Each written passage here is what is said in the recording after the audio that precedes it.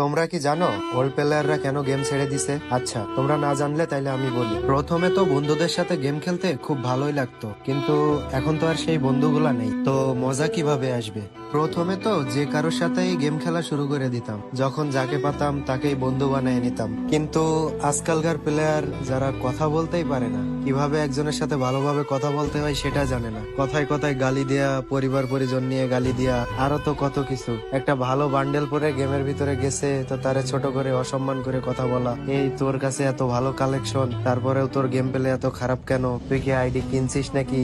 একটা প্লেয়ারের খারাপ গেম প্লে হইতেই পারে, তাই বলে একটা মানুষ আর একটা মানুষকে এইভাবে ছোট করে কথা বলবে? এটা কি আদেও ঠিক? তোমরাই কমেন্ট করে জানাও। আর এখনকার প্লেয়ারের কথাও বা কি বলবো। আর গ্যারেনা যেভাবে আপডেট দেয়া শুরু করছে, গ্যারেনার প্রত্যেকটা আপডেট আমাদের ওল্ড প্লেয়ারদের বুকে লাথি মারছে। কি না কি সব আপডেট দেয়া শুরু করছে দেখো, ইবোগান থেকে সেই যে শুরু হলো, রিভাইভ পয়েন্ট, বেন্ডিং মেশিন, লাল ড্রাম গুলো গেম থেকে ওঠাই নিয়ে, আরো তো কত কিছু। আমরা ভেস্ট আপডেটার নিয়ে কত মারামারি করতাম, সেই ভেস্ট আপডেটারটাই গেম থেকে উঠাই নিছে। আর এখন তো গেমের ভিতরে ঢুকলে, আমরা যখন র্যাঙ্ক ম্যাচ খেলতে ঢুকি, তা আমার তো মনে হয় যে আমরা ট্রেনিং গ্রাউন্ড খেলতেছি। প্লেয়ার মরতেছে আবার রিভাইভ করতেছে, মরতেছে আবার রিভাইভ করতেছে। আসলেই তো, এটা কি আসলে র্যাঙ্ক ম্যাচ? আমার তো মনে হয় আমরা ট্রেনিং গ্রাউন্ড খেলতেছি। তোমাদের কি মনে হয় গাইস?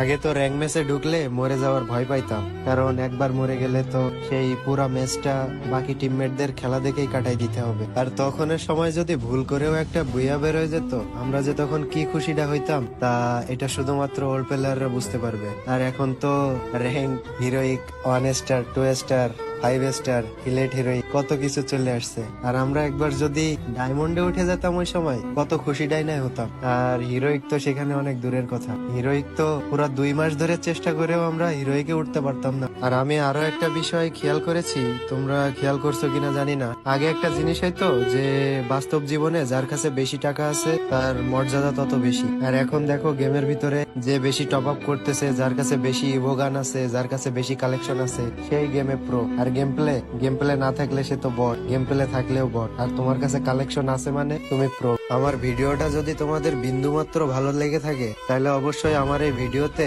তোমরা সেই তোমাদের ওল্ড স্কোয়াড মেট গুলোকে মেনশন করে দিবা, আর সুন্দর মতন একটা কমেন্ট করে যাবা, আর আমার এই ভিডিওটা একটু শেয়ার করে দিবা।